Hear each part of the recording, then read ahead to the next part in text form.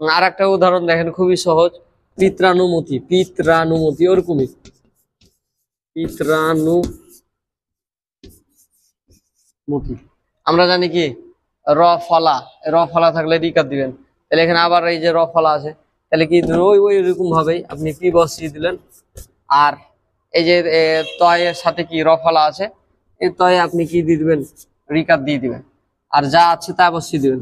হ্যাঁ, এখন পিত্রানু অনুমতি, আনুমতি বলে কোনো শব্দ নাই, অনুমতি আছে। বাংলা ডিকশনারিতে আনুমতি বলে কোনো শব্দ নাই, যার কারণে এই আকারের পরিবর্তে এর কার কি হবে, আকার আকার সমান এই ওয়া হবে, আ হবে না, কিন্তু এই আ হবে না, ওয়া হবে। ঠিক আছে, এই লেখা শব্দের সাথে আপনাকে মিল রেখে কাজ করতে হবে, মানে অর্থ যাতে মিল থাকে।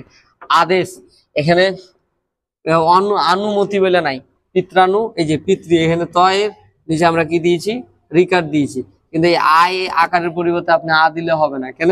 তাহলে অনুমতি হিসেবে, আর অনুমতি বলে কোনো শব্দ না, হবে অনুমতি। তাহলে অনুমতি।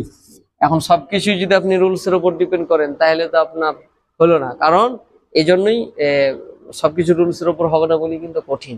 আসসালামু আলাইকুম।